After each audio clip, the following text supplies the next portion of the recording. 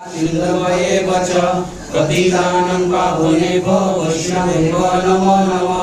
पंचतत्त्वात्मकं कृष्ण भक्तरूपं स्वरूपकं भक्तावतारं भक्ताख्यं नमामि भक्तशक्तिकं। नीलाचलनिवासाय मित्राय परमात्मने बलभद्रं सुभद्रं जगन्नाथाय ते नमः। नमो महावदान्नाय कृष्ण प्रेमोपदायते कृष्णाय कृष्ण चैतन्य नाम्ने गौरस्तिसे नमः। हे कृष्ण करुणा सिंधु दीनबंधु जगत्पते गोपेश गोपिकाकांत राधाकांत नमस्ते। तप्त कांचन गौरांगी राधे वृंदावनेश्वरी विश्वभानुसुते देवी प्रणमामि हरिप्रिये। वृंदावै तुलसी देवै प्रिया वै केशवसदा कृष्ण भक्ति पदे देवी सत्यवत्यै नमो नमः। जय श्री कृष्ण चैतन्य प्रभु नित्यानंद श्री अद्वैत गदाधर शिवासादि गौर भक्तवृंद।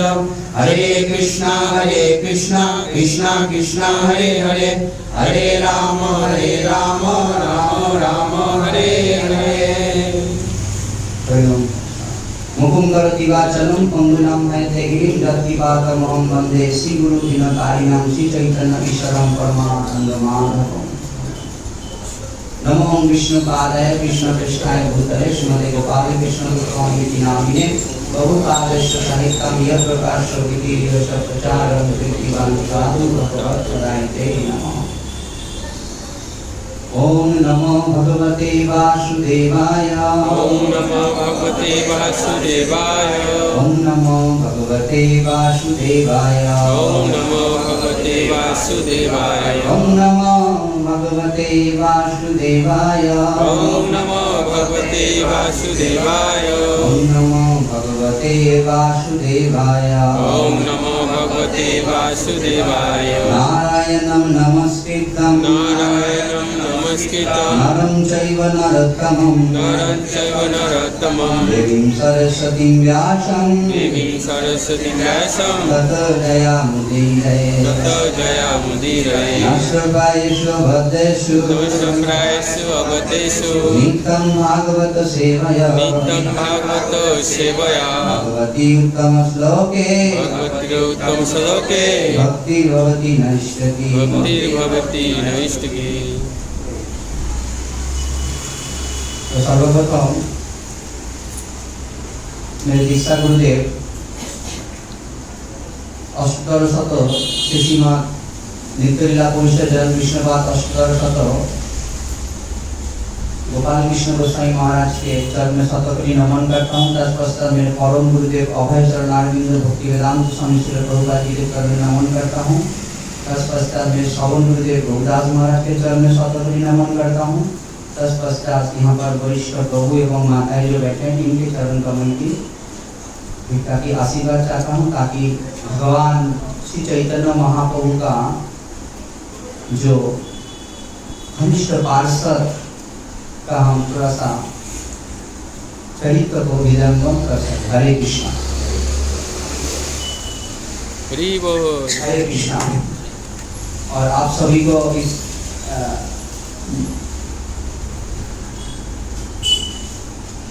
शुक्रवार हरिवासर प्रोग्राम में सत्संग में सबको स्वागत है कि आप लोग बहुत ही कीमती समय निकाल के इतना बारिश होने के बावजूद भी सब लोग यहाँ पर आए हैं। वास्तव में मैं आगे भी कहा मंगलवार को कि जीव का हृदय जब होते हैं मंगलमय होते हैं, वो जब तक भगवान की इस नाम में कथा में और भक्तों के सामने जब तक नहीं आता है उनका मंगल नहीं होता है। हालांकि आप कहेंगे कि वो हर टाइम बोलते हो मंगल होते हैं, हमारा भी इतना झंझट होता है, इतना झगड़ा होता है, इतना अमंगल होता है। देखिए ये सब हमारा पूर्व जन्म का जो पाप है, जो भी हमारे सब इसको भुगतना ही पड़ेगा। लेकिन भगवान के शरण में रहने से क्या होगा कि हमको जो 100 किलोमीटर वेग में हवा चलने वाला है वहां पर 50 किलोमीटर वेग में जाएगा। ये पक्का है, ये पक्का है चुआ। ठीक है, तो इतना पक्का है। तो इसीलिए क्योंकि हमारा पाप का बोझा बहुत है, लेकिन भगवान के एक नाम में काफी है, लेकिन वो शुद्ध नाम हम कर नहीं पाते हैं। शुद्ध नाम जिस दिन हमारा होगा उस दिन हमारा सब पाप क्षय हो जाएगा और कुछ भी हमारे अंदर जो विपत्तियां, हमारे अंदर जो सत्संग आने में जो अलसता, भगवान में नाम में मन नहीं लगना, कथा में मन नहीं लगना, एक दूसरे का दोष देखते हुए हमारा जो मन हर टाइम चुनते हैं, ये सब निकल जाएंगे। तो हम भाग्यवान यही है कि इसी प्रकार जिस प्रकार सत्संग एक ऐसा जगह है जहाँ पर आप देखो कितना भी मैल होने दीजिए, कितना भी हृदय, कितना भी पाप भरा हुआ होने दीजिए, अगर सत्संग में आप लोग बैठते हैं तो एक ना एक दिन वो मैल पूरा धुल जाएगा। अब कभी भी देखो किसी का घर में नल है और नल थोड़ा खराब है, वहाँ पर थोड़ा सा सब समय पानी गिरता है, आप देखोगे उस जगह सफेद जैसा लगेगा जहाँ पर पानी गिरते हैं, और बाकी का जो है पूरा मैल लगेगा, देखोगा। और अगर कहीं जगह की स्पीड में अगर पानी हर समय गिरते हैं तो एकदम धप एकदम सफेद होके रहेगा, स्वच्छ होके रहेगा। उसी प्रकार हमको कुछ करने का जरूरत नहीं है, नल खुला रखना चाहिए, यानी सत्संग हमको बंद नहीं करना चाहिए। सत्संग में आके बैठ जाओ, यानी काम हो रहा है, भले हमको याद नहीं आ रहा है, भले हम कुछ बोल नहीं पा रहे हैं, यहाँ तक सुना है बस चला जाए, कुछ जरूरत नहीं है। ये पानी जो भगवान की कथा रूपी नाम रूपी जो बारिश जो हो रहे हैं, ये मैल साफ हो रहा है। होता क्या है कि हम थोड़ा टाइम के लिए 24 घंटे में मुश्किल से 1 घंटा नल खुला रखते हैं, 23 घंटा बंद रख देते हैं, इसीलिए वो मैल फिर से जम जाते हैं। हमारा होना चाहिए इतना कि 22 घंटा नल खुला होने दो और 2 घंटा बंद होने दो, है ना। तो फिर क्या होगा है इसमें ऐसा 22 घंटा 24 घंटा तो भजन करते हैं, तो हम लोग उतना नहीं जा सकते। ये सब कथा इसीलिए सुनना है ताकि हम कम से कम 8 घंटा भी करें, 6 घंटा भी करें, 2 घंटा भी करें, या 1 घंटा जहाँ पर बैठे वहाँ पर हम नहीं तो ऐसा कर सकते हैं भाई, हमारा इतना ये नहीं है कि हम ऐसा स्पीड में उस सत्संग में बैठ, ऐसा स्पीड में उस पानी को हम ले अंदर, सत्संग को हम जीवन में उतारे, हृदय में धारण करें, ताकि उस स्पीड को, उस मैल कम से कम 3 दिन 4 दिन 1 हफ्ता कुछ ना आ पाए, उसके बाद फिर कैसा चालू है, ठीक है, ऐसा ही होता है। तो इसीलिए सत्संग ऐसा है कि आपको कुछ समझ में भले ना आए, लेकिन काम आपका हो रहा है, काम आपका हो रहा है। जैसे खलसे का दुकान में कोई देखो, आप बाल्टी मिली रहता है ना, पानी लेने के लिए जाता है, तो वो पानी लेने के लिए भेजता है तो बाल्टी पूरा होल रहता है, और जैसा पानी लेके आता है वो कुआं से बोलिए, किसी पुकुर से बोलिए, पानी लेके आता है, पूरा दुकान तक आते आते गिर जाता है। तो लाभ क्या है, पानी तो सब गिर जाता है, पर लाभ इसी में है, वो बाल्टी जो है जितना बार पानी में चुमाएगा उतना मैल है, जो दुकान में जो काली का जो मैल है वो चला जाएगा। उसी प्रकार भले हमको कुछ समझ में नहीं आया, लेकिन भगवान की कथा, भगवान की नाम तो वो काम तो कर रहे हैं, लेकिन अगर हम हृदय में उसको धारण करके रखते हैं तो बात कुछ अलग है।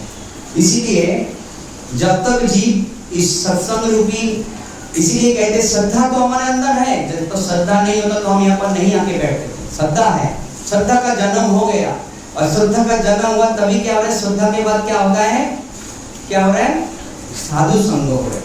यानी श्रद्धा हृदय में है तो साधु संग होगा, और उस साधु संग में हम कितना तत्पर है, साधु का किस प्रकार हम संग कर रहे हैं, किस प्रकार उसका संग करके हमारे हृदय में धारण कर रहे हैं, किस प्रकार विचार आचार कर रहे हैं, ये हमारे ऊपर है। अगर हम ढक्कन खुला रख के हम उसको हृदय में धारण करते हैं तो बात अलग है, ढक्कन बंद करके हम हृदय में धारण करते हैं वो बात अलग है। और हृदय से अगर हम सुनते हैं, उसको पालन करने के लिए कोशिश करते हैं, तो भगवान हमारे ऊपर कृपा करते हैं, वो पालन करने का शक्ति भी भगवान देते हैं, क्योंकि हमारे अंदर कुछ भी शक्ति नहीं है। हमारे अंदर, मैं सोचता हूँ इतना शक्ति है कि हम खाली गलत करने के लिए बैठे हैं, उल्टा सीधा बोलने के लिए हमारे अंदर शक्ति है, झगड़ा करने के लिए शक्ति है, किसी को बेव से बात करने के लिए हमारे अंदर शक्ति नहीं है, किसी का अच्छा गुण देखने के लिए दोष नहीं है, अच्छा गुण देखने के लिए हमारे अंदर आंख नहीं है, दोष देखने के लिए आंख है, सब कुछ यही हमारा, इसी के कारण हम पहुंच नहीं पाते हैं भक्ति में। इसीलिए हमारा इच्छा उत्पन्न नहीं होता है, जप करने के लिए इच्छा, सत्संग जाने के लिए इच्छा, तात्पर्यता, कभी मैं सुनूं, कभी मैं भगवान की गुणगान करूं, कभी मैं भगवान की सेवा करूँ, तीन चल पाना नहीं आया। तो जो भी है आप लोग सब भाग्यवान हो, क्योंकि हम जिस रास्ते पे चल रहे हैं इस रास्ते का सबसे बड़ा मेन एक जो है वो है भक्तों का संग। अगर भक्तों का संग नहीं होता है तो भक्ति करना हमारे लिए मुश्किल हो जाएगा। कितना बड़ा क्यों ना बिरला आने दीजिए, वो नहीं कर सकते भक्ति। भक्तों के संग के द्वारा ही भक्ति हो सकते हैं, हमारा जीवन का कार्य आगे बढ़ सकते हैं। भक्तों के संग के बगैर वो भक्ति में आगे नहीं बढ़ सकते। तो इसीलिए आज क्या है जानते हैं? आज क्या है कौन जानते हैं? जानते हैं क्या है आज? कुछ है आज? आज महाप्रभु का एक महान पार्षद जिसका नाम है बक्केश्वर पंडित, उनका तिरुभाव तिथि है।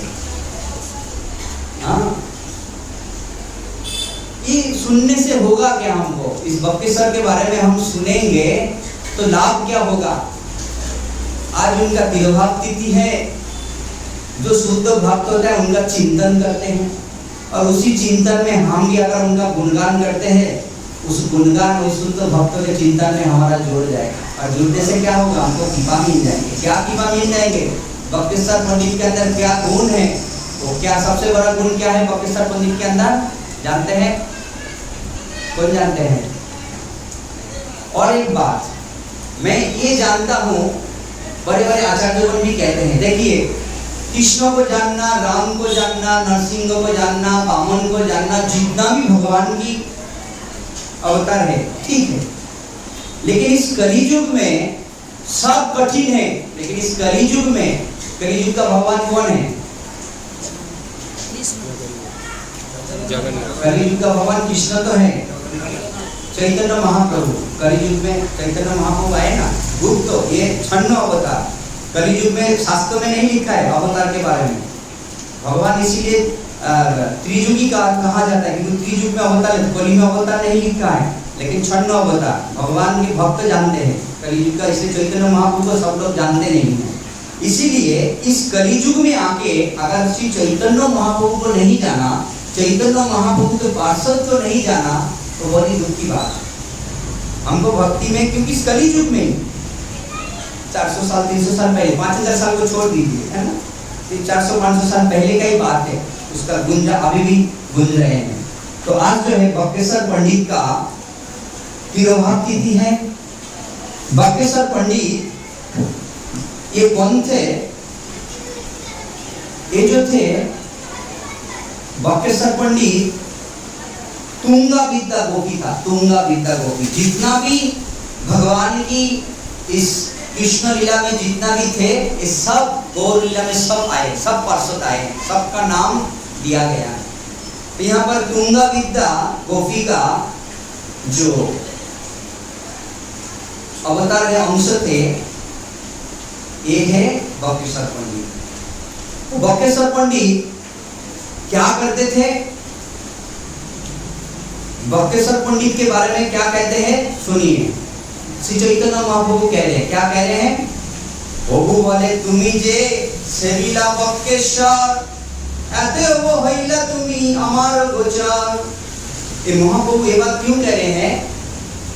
क्योंकि बक्केश्वर पंडित सबसे नृत्य करने में और कीर्तन करने में सबसे उच्च थे। महाप्रभु की लीला में 72 घंटा नृत्य करने का क्षमता बक्केश्वर पंडित के अंदर था।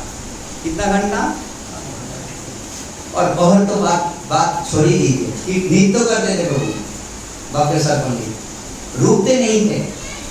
अभी यहाँ पर लिखा है तो हम ताज्जुब हो जाते हैं, क्योंकि हमारे अंदर तो शक्ति नहीं है। हम मानेंगे नहीं, हम जब जगन्नाथपुरी गए थे रथ यात्रा के टाइम, तो गोपीनाथ के गुरु से गए थे। वहाँ पर एक गोपीनाथ का ब्रह्मचारी था, एकदम फरेनर जैसा देखना था, लेकिन फरेनर नहीं था, एकदम लंबा चौड़ा गोरा सा, एकदम फिट एकदम। अब मानेंगे नहीं, 6 घंटा तो नृत्य करना उसके लिए कोई बड़ी बात नहीं है।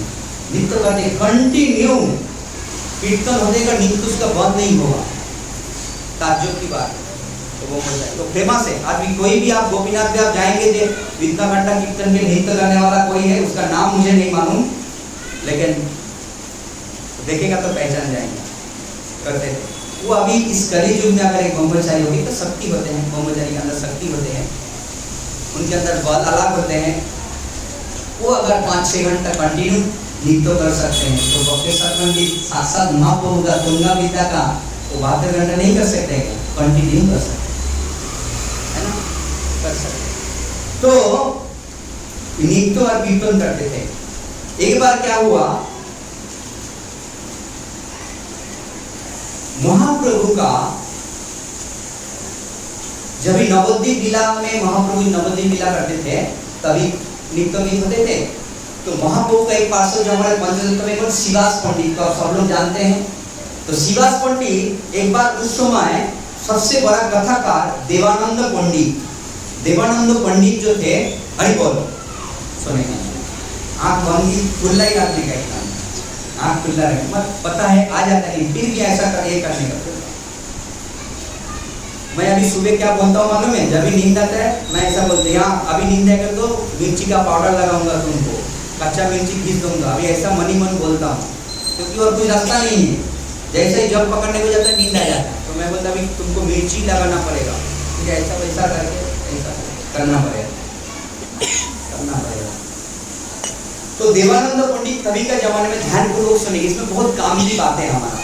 देवानंद पंडित तभी के जमाने में भागवत कथा थे, बहुत भागवत कथा करते थे, बहुत उनके आश्रम में लोग भरते थे। तो शिवास पंडित जो थे, आप जानते हैं शिवास पंडित कौन है, महाप्रभु का शिवास पंडित जो साक्षात नारद मुनि है, और भक्त जो है शिवास पंडित है, महाप्रभु का प्रिय है शिवास पंडित। शिवास पंडित एक बार देवानंद पंडित के पास भागवत कथा सुनने के लिए चले गए, जैसा यहाँ पर कथा हो रहा है आप लोग आए हो, ऐसा कथा सुनने के लिए आ गए। कौन? यहाँ पर सब भक्त लोग ही है, बहुत काम की बात है, ये आ गए। तो देवानंद पंडित भागवत कथा कर रहे हैं और शिवास पंडित को उस भागवत कथा देख के क्या हो गया, भाव जागृत हो गए। भाव जागृत होने से ही कथा सुनने जो प्रेमी भक्त है वो आप देखेंगे भगवान का नाम सुनने से उसका आंसू आ जाएगा, भाव आ जाएगा। शिवास पंडित उस भागवत कथा सुनते सुनते भाव आ गया, चीखने लगा, रोने लगा, चटपटाने लगा। और उनका जो शिष्य था, देवानंद पंडित का जो शिष्य था, बोला ये डिस्टर्ब करे, बोले हाथ पैर पकड़ बोले चैनकोला करके बांग्ला एक बता देना, ऐसा उठा के 2 जन हाथ 2 जन पैर ऐसा पकड़ कर बाहर निकल दिया। किसको? शिवास पंडित। और क्या हो गया, शिवास पंडित को ऐसा करने से देवानंद पंडित का अपराध देवानंद पंडित का हुआ। क्यों? उन्होंने कुछ बोला नहीं, उनका शिष्य लोग किया ना, उनको समझ में नहीं आया।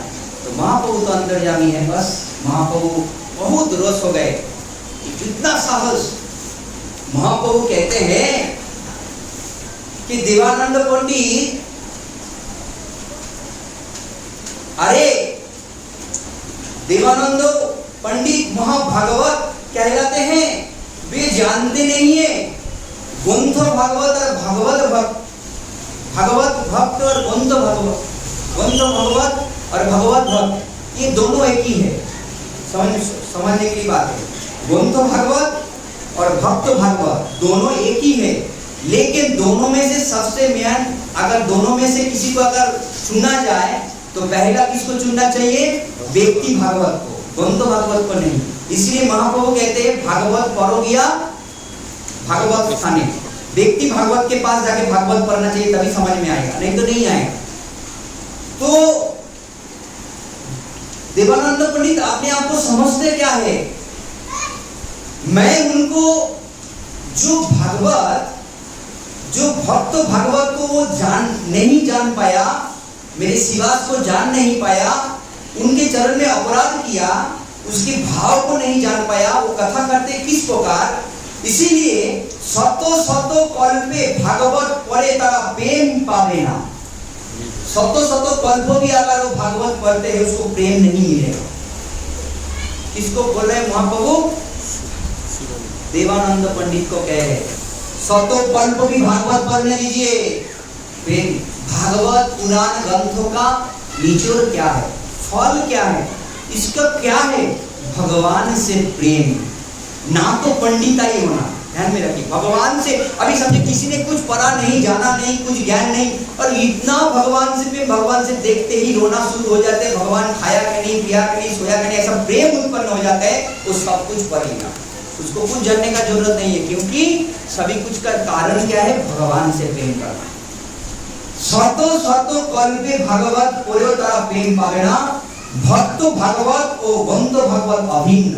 महाप्रभु कह रहे व्यक्ति भागवत और ग्रंथ भागवत के अभिन्न है, दोनों में से कोई अंतर नहीं है, लेकिन दोनों में से अगर किसी को अगर किया जाए तो व्यक्ति भागवत महान है।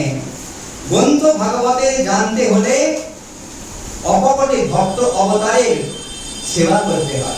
ग्रंथ भागवत को जानने के लिए व्यक्ति भागवत का सेवा करना होता है।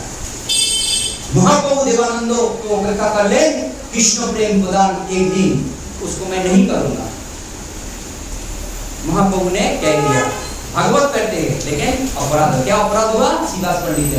इसीलिए एक दिन क्या हुआ, देवानंद पंडित बक्केश्वर पंडित नृत्य कर रहे थे, उत्तम भाव के नृत्य कर रहे थे, सब एकदम चारों ओर भक्तों, और नृत्य तो ऐसा किया, ऐसा थोड़ा नहीं, नृत्य तो नृत्य एकदम पूरा। इधर क्या मतलब महाप्रभु किसको कर नृत्य करते थे पता है, महाप्रभु का आजन लंबित भुजो, भुजो बहुत बड़े बड़े हैं, आजन लंबित भुजो, कनकाव दांत, सोने के जैसा शरीर का रंग।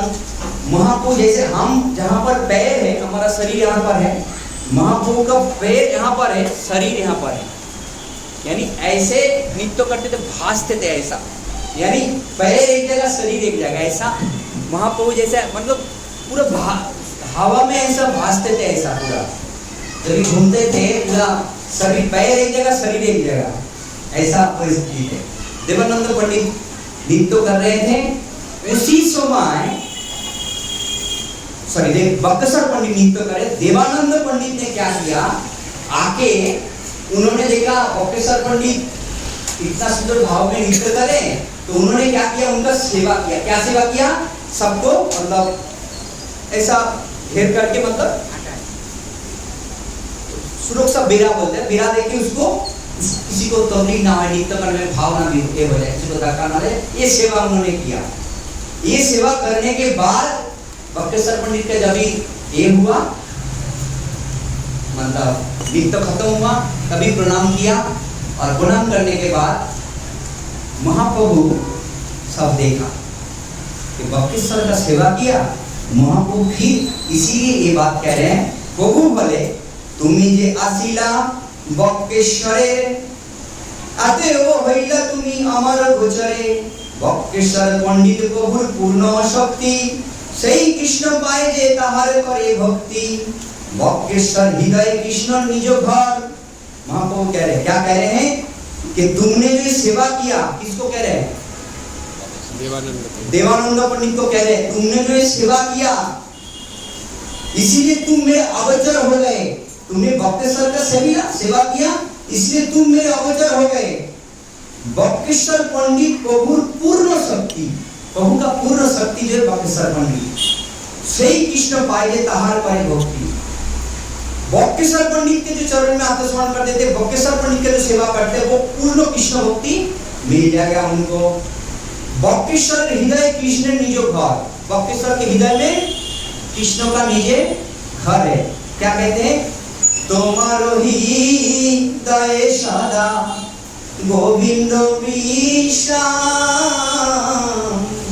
गोविंद कहे नमः वैष्णव पराम। गोविंद कहाँ पर विराज करते हैं, भक्त हृदय मंदिर में विराजमान करते हैं, शुद्ध भक्त है।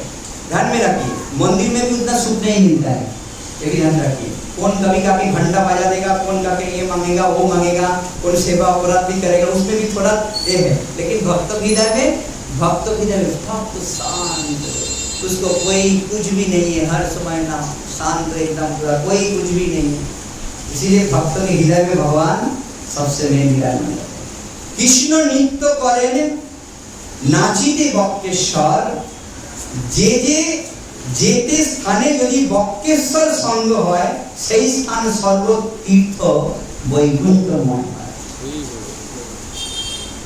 जे स्थान में यदि भक्तेश्वर का संग होता है সেই स्थान सर्वतीर्थ एवं वैकुंठमय। सोचिए भक्तों का इतना शक्ति है। वृंदावन दास ठाकुर चैतन्य भागवत में इस प्रकार इसका वर्णन किया और इसीलिए कितना बड़ा महाप्रभु पहले क्या बोला था पहला सतो पल पे उसको भागवत पढ़ने से भी कृष्ण प्रेम नहीं मिलेगा। सब कहां पर गए? भगवान क्या कर रहे हैं कि भगवान उनको प्रतिज्ञा कर रहे हैं, भगवान उसको ऐसा साथ दे रहे हैं कि सतो पल पे भी उसको डर नहीं होगा। और फिर जैसा ही बक्केश्वर का सेवा किया, खाली उसको कीर्तन करने में हेल्प किया, हेल्प किया, उनको क्या किया? उनको माफ कर दिया। बक्केश्वर तो इसीलिए बक्केश्वर का इतना सुंदर। और फिर पहले बक्केश्वर पंडित ने उनको आशीर्वाद क्या दिया था कि कृष्ण भक्ति, बक्केश्वर ने पहला आशीर्वाद दे दिया था, फिर उसके बाद महाप्रभु ने उसको सेवा किया। ये भक्तों की बात है, ये इसको समझना हृदय करना थोड़ा कठिन है। और ये पार्षद की इतना सुंदर कथा, इसलिए क्या कह रहे हैं? परमानंद पुरियार स्वरूप दामोदर गदाधर जगदानंद शंकर बक्केश्वर दामोदर पंडित ठाकुर हरिदास रघुनाथ वैद्य और रघुनाथ दास इत्यादि बहु संगी बड़ भक्तगण नीलाचले रहिले प्रभु करेन सेवा। और ये सब नीलाचल में जाके भक्त का एक भक्त सब महाप्रभु का सेवा कर रहे हैं।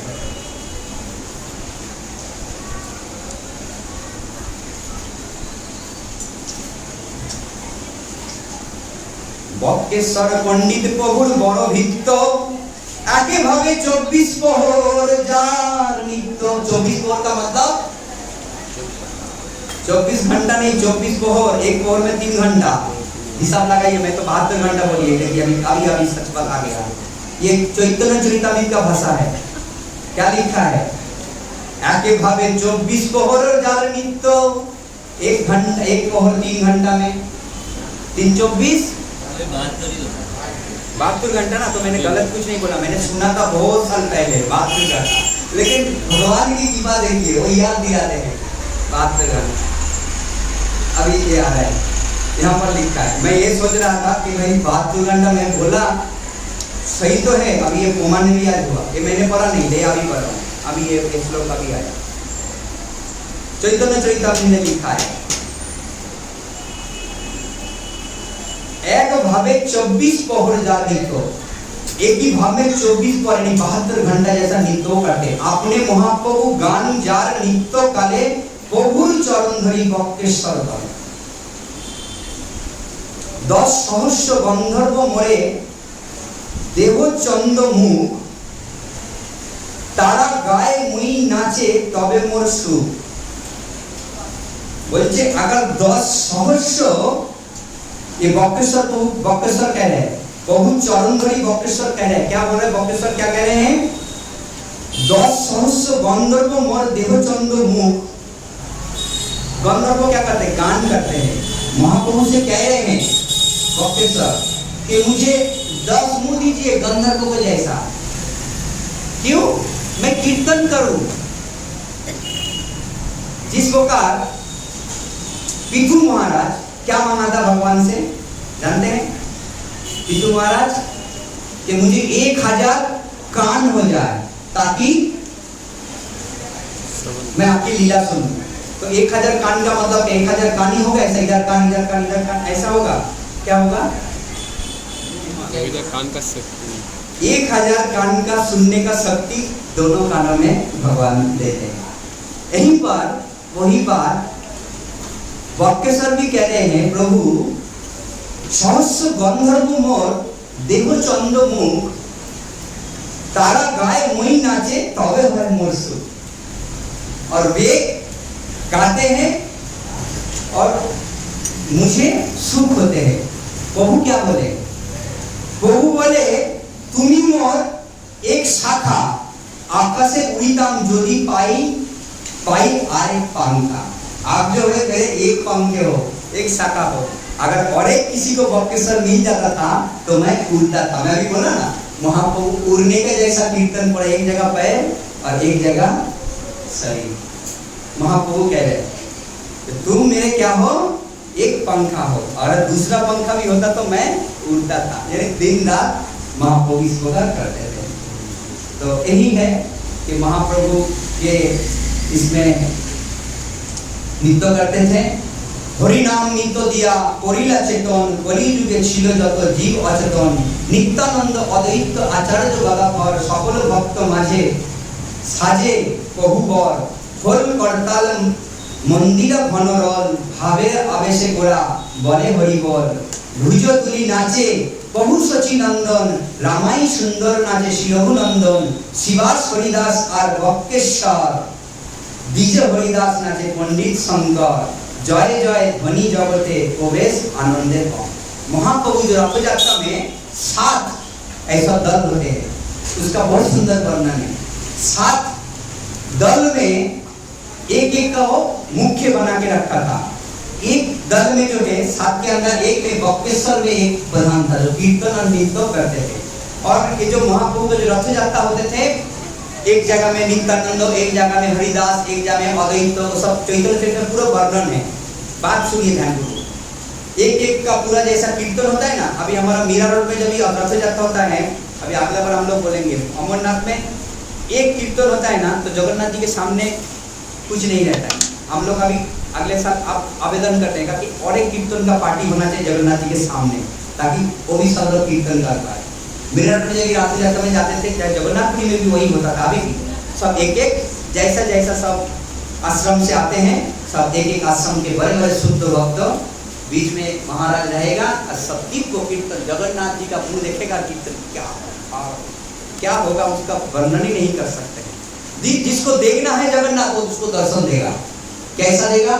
महाप्रभु 7 दल है, 7 दल में एक एक जन मुख्य है। सब क्या सोचते हैं, आहा मैं कीर्तन कर रहा हूँ, महाप्रभु अगर यहाँ पर होता तो जैसा ये सोचते महाप्रभु वहां पर प्रकट हो जाते हैं।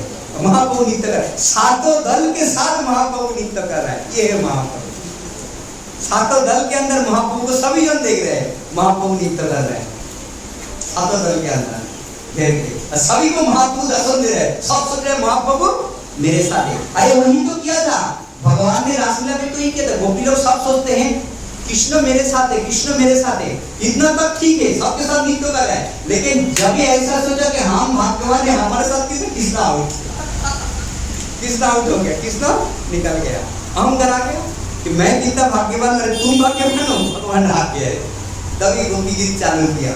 और महाप्रभु भी यहाँ पर सभी के साथ, सभी सोच रहे महाप्रभु हमारे साथ है, सभी सोच रहे महाप्रभु हमसे, कितना नृत्य। और महाप्रभु जहाँ पर थकते थे, जगन्नाथ जैसे रथ में जैसे जाते थे, जगन्नाथ रुक क्यों जाते थे?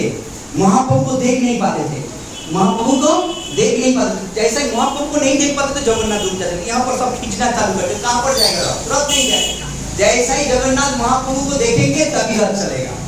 महाप्रभु जैसे ही जगन्नाथ को देखेगा तभी रथ चालू होगा। और एक बार जगन्नाथ भी क्या किया, जगन्नाथ ने बोला, जगन्नाथ एक बार रुक गया, जा नहीं गए, जगन्नाथ रुक गए। ऐसा महाप्रभु जैसा ही छूटने के लिए काम कर रहे, जगन्नाथ जी को खूब तकलीफ हुआ, ठीक है मैं नहीं जाऊंगा, आपको आप नहीं दिखाई तो मैं नहीं जाऊंगा, मैं ऐसा ही रुक जाता हूँ। जगन्नाथ जी ऐसा भाव करके मैं नहीं जाऊंगा। तो महाप्रभु दिख रहे तो जगन्नाथ जी रुष्ट हो गए, तो नहीं जा रहा है। तो क्या किया, सब कृष्णा पीता बदल महाप्रभु। फिर महाप्रभु समझ गए, महाप्रभु ने जाके पीछे जाके अपने सर लगा के रथ पे ऐसे ही सर जैसा ही दिया, जगन्नाथ अभी हुआ ना बराबर कर चलने लग गया। इस प्रकार ऐसा सेवा वहां पर होते हैं। चैतन्य बहुत सुंदर, इसीलिए दल का दिया है ना, सकल भक्त मिले। कौन कौन है यहाँ पर? रामाई सुंदर नाचे श्री रघुनंदन, शिवास हरिदास और बक्केश्वर। हरिदास शिवास संग में है, और बीज हरिदास नाचे पंडित शंकर।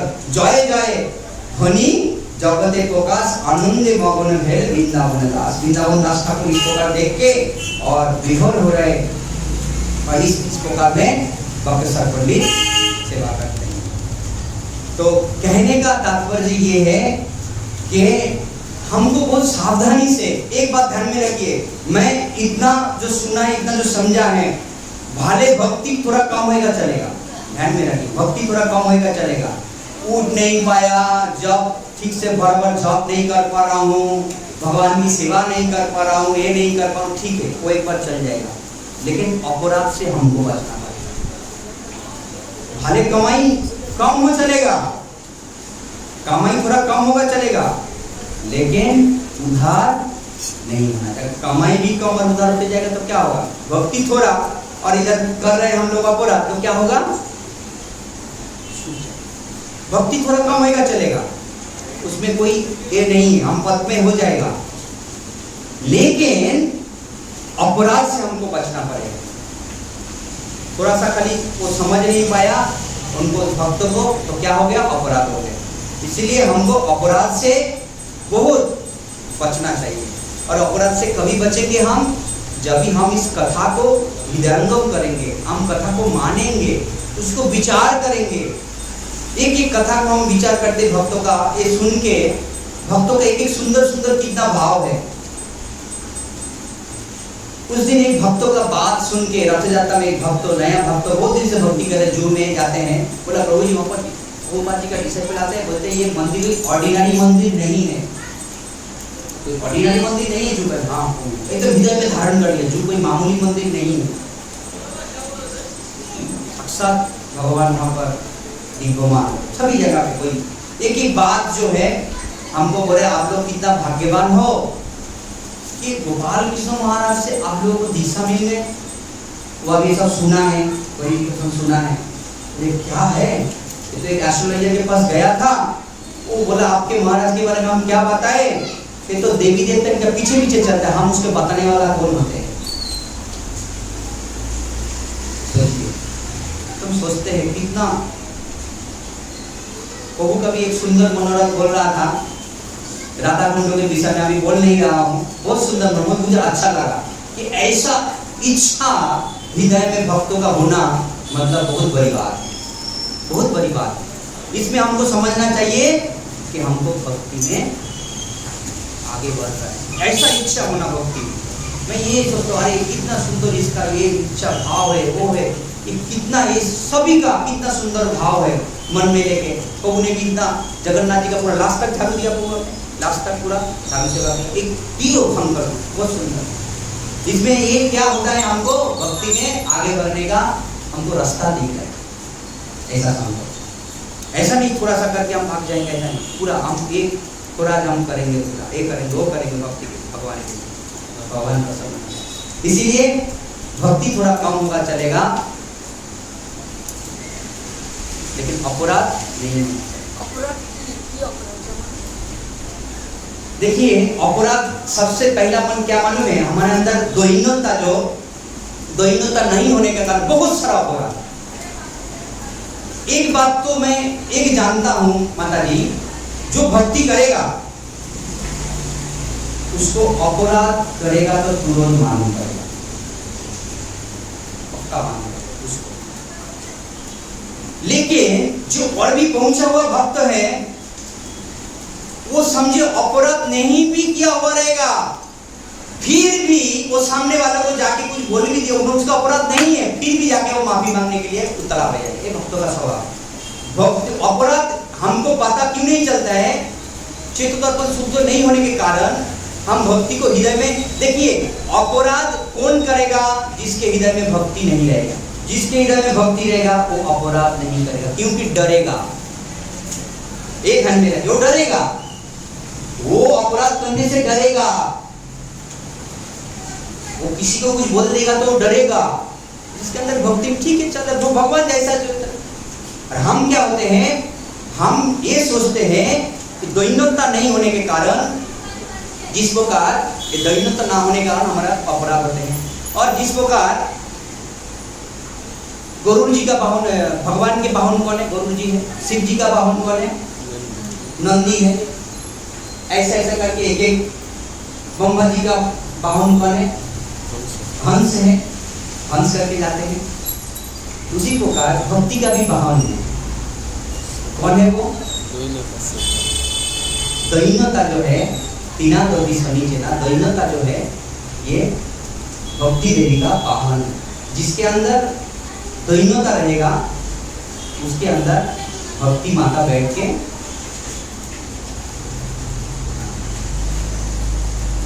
एक कथा में 5-7 मिनट में 5-7 मिनट में हो जाएगा। इसमें बहुत सुंदर मुझे हृदय में लगा।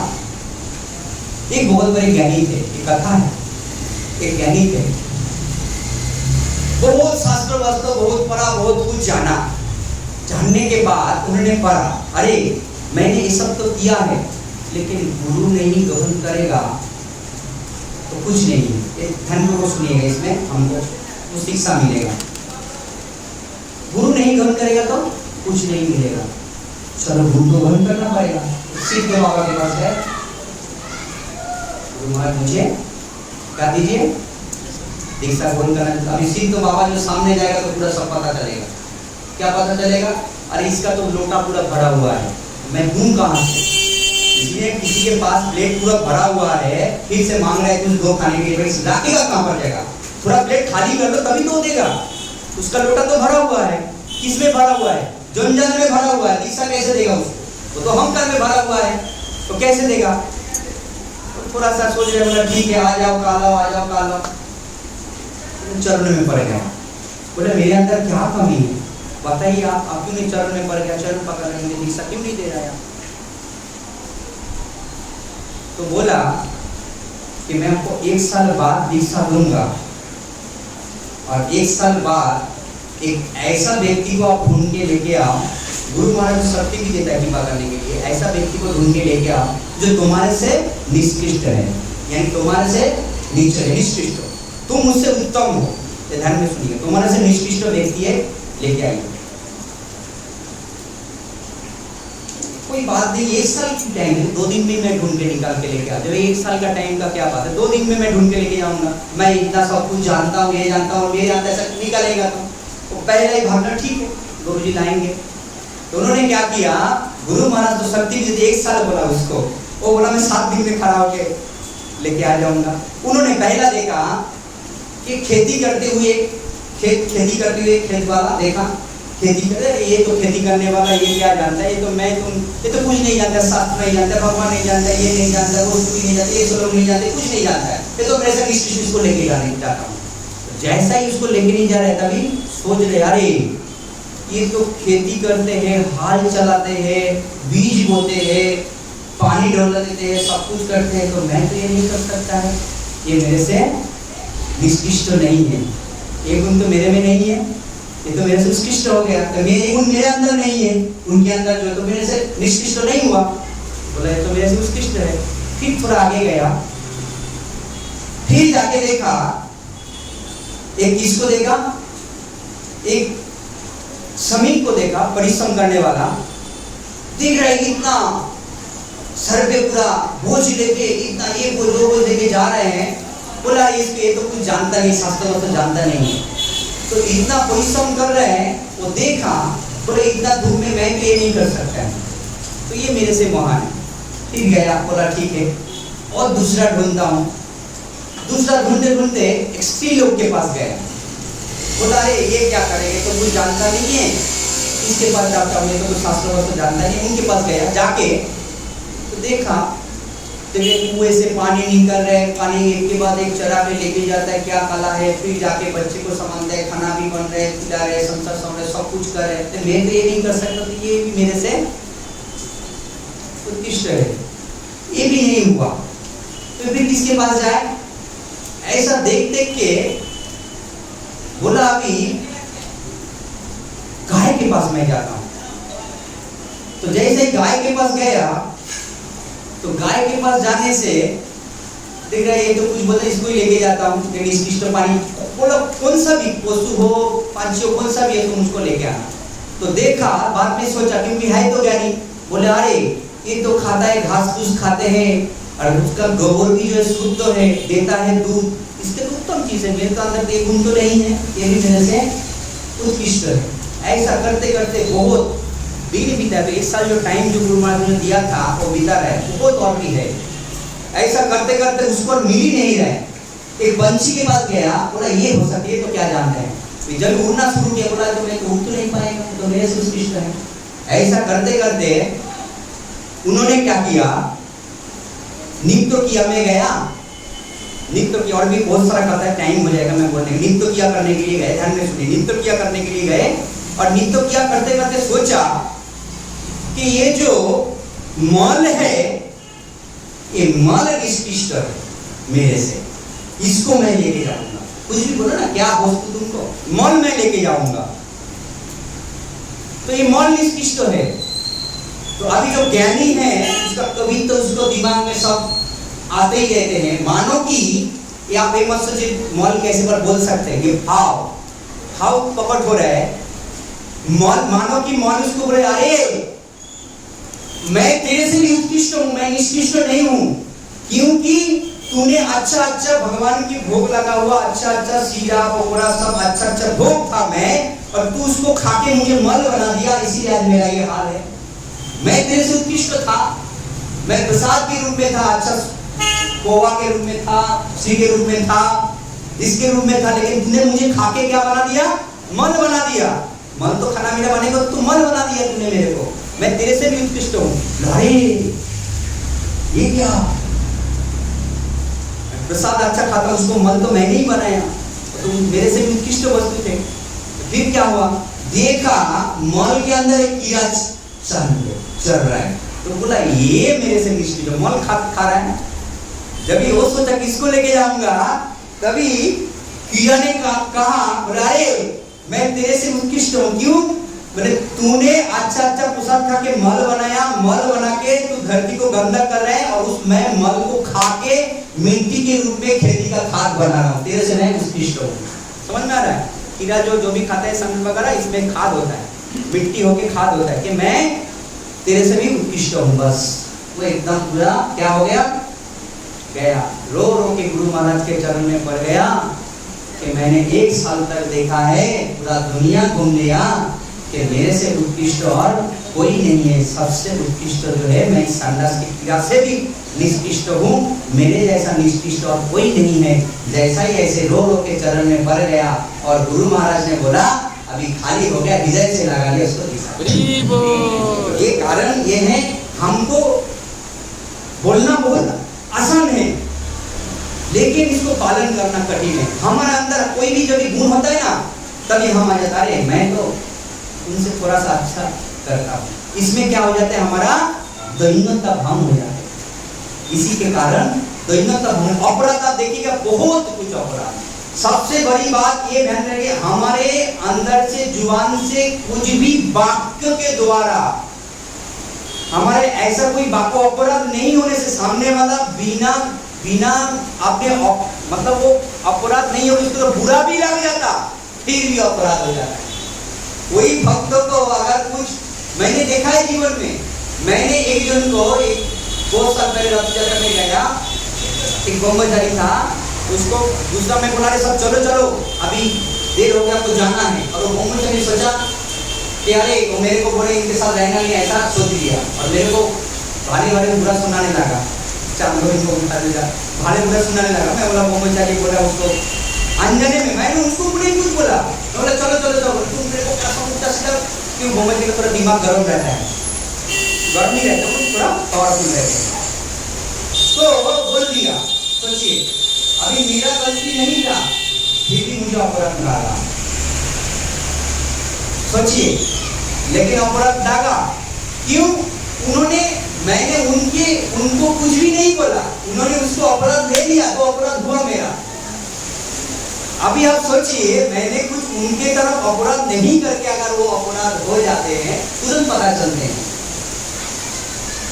जब भी अपराध होगा, नाम लेने में अच्छा नहीं लगेगा, सत्संग में जाने में अच्छा नहीं लगेगा, कोई कुछ बोलेगा चिड़चिड़ापन आ जाएगा, अच्छा नहीं लगेगा, नींद आ जाएगा, खाली भूख लग जाएगा, और क्या हो जाएगा, अब नाम जप करने को अच्छा नहीं लगेगा, शांति नहीं लगेगा मन में, जबरदस्ती सत्संग में जाना पड़ेगा, कीर्तन करने को अच्छा नहीं लगेगा, जपमाला हाथ में लेने को नहीं अच्छा लगेगा, ये सब होने को लग जाएगा।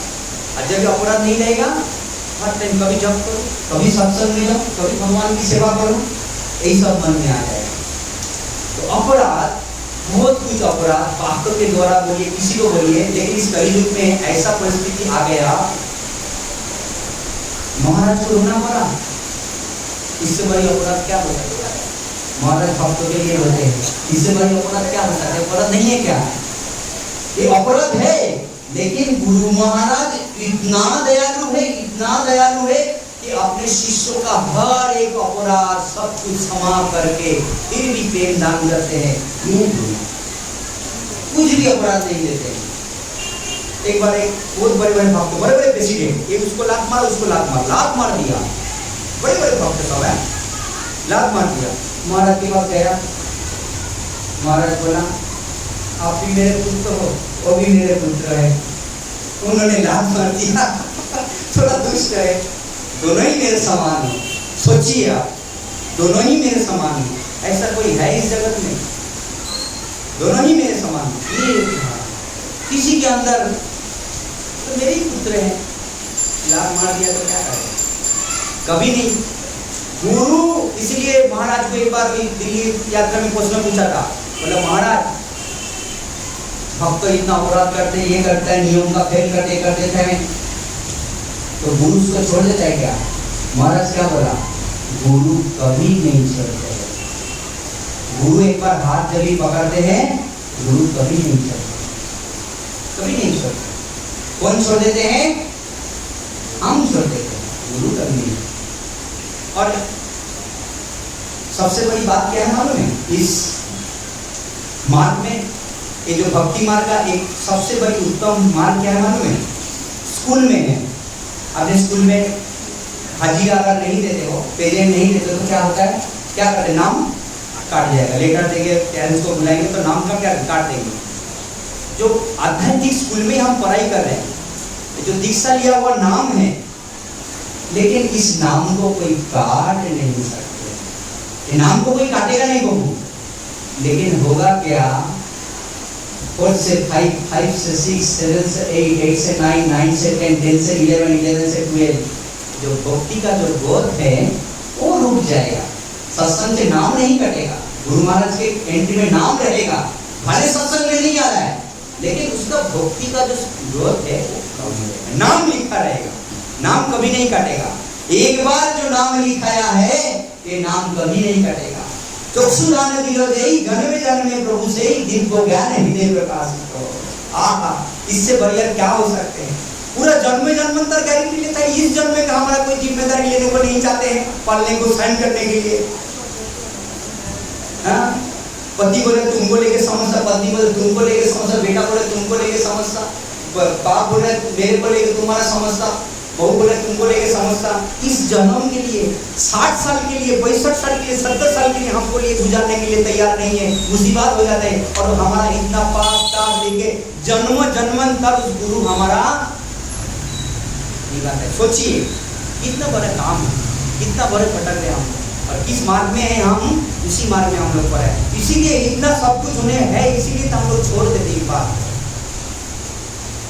इतना दुख पाने के बावजूद भी हमको अभी तक भी ठिकाना नहीं पड़ा। इसलिए अपराध से हमको बचना चाहिए, और अपराध जिसके हृदय में भक्ति रहेगा वो अपराध से बचेगा।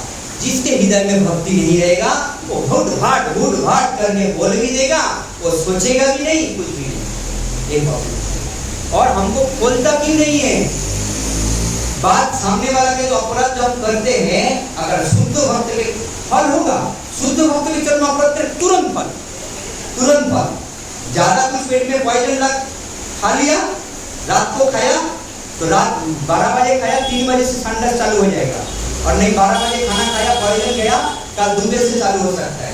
यानी कोई कम वाला भक्त किया, थोड़ा दिन बाद उसको भुगतना पड़ेगा। शुद्ध भक्त तुरंत फल चालू हो जाएगा। ये ध्यान में रखना। भले भक्ति कम हो जाने दीजिए, कोई प्रॉब्लम नहीं है, भले नहीं करूंगा, ठीक है, कम हो रहा है, लेकिन अपराध से बच के करेंगे। हमको अपराध से अगर हम बचेंगे तो हमारा निश्चित रूप से भक्ति होगा। भक्ति हृदय में अगर रहेगा वो अपराध से बचेगा। अभी कहाँ पर इतना हम लोग ये सुना है, डिसाइपल कोर्स किया है, सभी ने किया है, भक्ति सदाचार कोर्स किया है। अरे भक्ति सदाचार में सिखाया नहीं क्या किससे क्या बात करना होता है, किस भक्त से किस बात करना है, सिखाया नहीं क्या? जो भक्त लोग हैं वही बात करना नहीं जानते हैं, तो फिर किस बात की तुम्हारा भक्ति सदाचार करके क्या फायदा तुमको? क्या भक्ति सदाचार किया तुमने? इस प्रकार बात करने का हिम्मत ये नहीं है, ठीक नहीं, तो फिर काय के लिए भक्ति सदाचार? जिसने कुछ कोर्स नहीं या किसने पूरा गुण लेके बैठा है, किससे क्या बात करना है, किससे व्यवहार करना है, तो वो तो भक्ति सदाचार से भी ऊपर है। अभी हमारा ससुर का दीक्षा का लिए वो लोग ज़्यादा ऐसा बोल नहीं पाते, नहीं किया वो नहीं किया, तो मैंने वहाँ पर काउंसलर को बोला, देखिए प्रभु, समझे कोई लिखा पढ़ा वाला आदमी है, बहुत कुछ जानते हैं, फटाफट श्लोक बोल देगा, लिख देगा, सब कुछ सब कर देगा, लेकिन अंदर उसको भक्ति नहीं है। और इनके अंदर भक्ति है लेकिन श्लोक नहीं बोल पा रहा है, लिख नहीं पा रहा है, तो आगे कौन है? और इसका उम्र है, इसके सब कुछ कामना वासना से रहित है, इसको दीक्षा मिलेगा तो भजन में आगे बढ़ेगा, और हम कम उम्र में को देगा तो हमको कितना झेलना पड़ेगा। तो कौन सा वस्तु देख के आप देंगे? ये बात सही है, भक्ति देख के भक्त तो जान जाते हैं, आप मानेंगे नहीं। कौन है?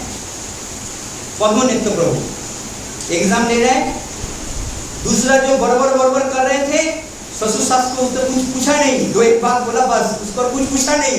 दूसरा सब जो बड़बर करने वाला था, बहुत जानने वाला था, उसको बाजू में कर दिया, फिर बाद में बहुत एक करना वाला हुआ। सोचिए, वो जान जाते हैं, शुद्ध भक्त जान जाते हो क्या कौन कैसा है, यही है।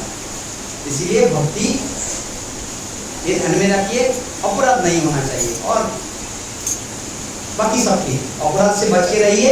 देखना है कि हमको सीखना है किससे क्या, हमको इतना ही ज्ञान नहीं है कौन सीनियर भक्त है, कौन मध्यम अधिकारी है, कौन उद्धम अधिकारी है, कौन कनिष्ठ अधिकारी, उतना ही ज्ञान नहीं है। हम सोचते हैं हम उत्तम है, बाकी सब कनिष्ठ, यही हमारा भाव है, बाकी सब है, इसके लिए भाव। तो आहिस्ता आहिस्ता आएगा, सत्संग करने से, भक्तों का संग करने से ये भाव जब भी प्रकट होगा। और एक ध्यान में रखिए, इस जगत में सब कुछ हासिल कर सकते हो, भक्ति हासिल नहीं कर सकते। कृष्ण सब दे देगा आपको, कुछ कमी नहीं रहेगा, जो मांगोगे दे देगा, भक्ति नहीं देगा। क्यों? प्रभु क्यों नहीं देगा भक्ति? आकार कृष्ण भक्ति दे देगा तो कृष्ण को भक्त के जेब में जाना पड़ेगा, भक्त कृष्ण को जेब में लेके घूमेगा, कहां पर रखेगा? अगर आपका क्षमता है तो इस हृदय रूपी मंदिर से आप निकल के जाओ। विलन मंगल ठाकुर कह रहे हैं, आपने मुझे, मैं अंधा हूं, आप मुझे हाथ छोड़ के चले गए हो, अगर आपको क्षमता है करना तो तुम इस हृदय से, हृदय रूपी मंदिर से आप निकल के जाओ, हृदय से नहीं जा सकते हो। भक्ति नहीं देगा, भक्ति बहुत बड़ी बात है, इधर समझना भी बहुत, भक्ति किसके हृदय में है जानना भी बहुत मुश्किल है, जानना भी बहुत मुश्किल है, क्योंकि भक्ति का सबसे बड़ी अनुभव दीनदार सोच क्या रहा है, उसका अंदर भाव क्या चल रहा है, ये देखना चाहिए। हमारे अंदर विचार क्या चल रहा है हर समय, सभी के अंदर दोष देखने का हर समय ये वो विचार है, इसके अंदर भक्ति, वो सब समय सब कुछ रहते हुए प्रभु से प्रार्थना करेगा, प्रभु कभी आपके कोई टाइम में भक्ति और सेवा को कभी, ये सब सोच चालू है। बात बहुत हो गया, बारिश भी हो रहा है, अभी आरती चालू कर, बहुत टाइम हो गया। हाँ बहू, जैसे अगर एक वरिष्ठ वैष्णव दूसरे वैष्णव की निंदा कर रहे हैं हमारे सामने, तो ऐसी सिचुएशन में हम क्या करें, क्योंकि वो भी सीनियर, हम कैसे जवाब दें, क्या बोलें? हाँ देखिए, सीनियर हमको उस समय ये सोचना चाहिए कि इन लोगों के दोनों के पाप ले ठीक है, हम ये ना सोचे अरे ये तो इतना बड़े बड़े ये बोल रहे हैं, हम तो किसी, हम भी तो ठीक है, हम बहुत अच्छा है, ये नहीं सोचना चाहिए। ये लोग ठीक है, इन लोगों का ठीक है, हम तो ये तो बराबर ही, ये ठीक है, ठीक मेरे से ठीक है। हमको हर समय निष्कृष्ट अंदर का भाव ये पूजा करना रहना चाहिए, अरे ये ठीक है, इनका ये इसका दम है, ये करते हैं भक्ति इसीलिए बोल रहे हैं, दूसरे का ये फाइल हो रहा है, कोई ये नहीं। लेकिन हमको ये नहीं सोचना चाहिए अरे हम तो ये ठीक है, हम तो इस पर इतना बड़े बड़े भक्त झगड़ा भी नहीं करते, हम ठीक है, उससे अच्छा हम बहुत कहीं ना, ये नहीं सोचना चाहिए। इनका ठीक है भाई, इनका होता है ये बराबर है, ये दोनों से बराबर है, लेकिन मैं गड़बड़ है भाई। मैं भी एक बार किचन में था, महाराज एकदम पूरा फोर्स दोनों में, सोचिए तो क्या सोचेंगे फिर, अरे महाराज का ऐसा बोल दे, क्या सोचेंगे, किस प्रकार उनके अपराध वो सब जानेंगे भाई। हम इतना जानेंगे, हमें अपराध नहीं लगेगा निंदा सुनेंगे तो। हाँ, पहली बात ये है उस अपराध को हमको खड़ा होकर सुनना नहीं चाहिए। किसी का निंदा हो रहा है तो सुनना नहीं चाहिए। शास्त्रों में तो जो बड़ी बात बोला है कोई मान नहीं सकता है। पहला बोला है अगर अपराध हो रहे हैं वहाँ पर किसी का भक्त का कोई अपराध कर रहे हैं, कोई हमारे से अपराध करे, कोई भक्त निंदा करे दूसरा भक्त का, वहाँ से क्या करना चाहिए, पहले तुरंत पहला बात है उनसे जवाब देना चाहिए। अगर जवाब नहीं दे पाया, उसको बोल नहीं समझा नहीं पाया, उस स्थान को परित्याग करना चाहिए। स्थान को परित्याग नहीं कर सकते तो लास्ट में तो कहा गया शरीर भी छोड़ देना चाहिए। शास्त्र में तो कोई कर नहीं सकते, स्थान छोड़ सकते, इतना हम कर सकते, स्थान को छोड़ सकते हैं तो छोड़ देना चाहिए, स्थान को छोड़ देना। ऐसा होता ही है माता जी बहुत, इसीलिए तो ये सब प्रॉब्लम है। ये जो सब अटका हुआ है ना माता जी, ये सब इसके लिए आप ध्यान में रखें। शुद्ध भक्त तो सेफ्टी रहते हैं, इसीलिए शुद्ध भक्त तो क्या करते हैं, ऐसा अटपटा काम कर देते हैं। हम रविवार को कहेंगे माधवदास की लीला में, अटपटा ऐसा काम कर देते हैं, अटपटा ऐसा काम कर देते हैं। कभी आप देखेंगे वो क्या कर रहे हैं, ऊँट को खा रहे हैं, ऊँट को जानते हो जो खाता है भक्त, शुद्ध भक्त खा रहा है, वो क्या कर रहे, खा नहीं रहे, उस ऊँट को अंदर नहीं जा रही, यहाँ पर कंठ में ही रख देते हैं ताकि उसको लोग लाके डिस्टर्ब ना करें। पुंडरीक गीतानिधि कौन है, साक्षात विश्वभानु है। उसका बेस कैसा था, राजा के जैसा बेस था।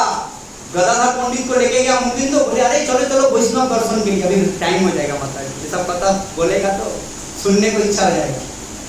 क्या दीपो तेल, दीपो भटा, दीपो आसन, दीपो खाट, पिगदान, सब सब्जियां खड़ा है, पिगदान ऐसा लेके खड़ा है और सुंदर राजभुज वेशा। अरे मुकुंद मुझे गदाधर कह रहे कहाँ, किसको कहाँ पर लेके, मुझे वैष्णव दर्शन पे लेके आया कि भोगी दर्शन को लेके आया।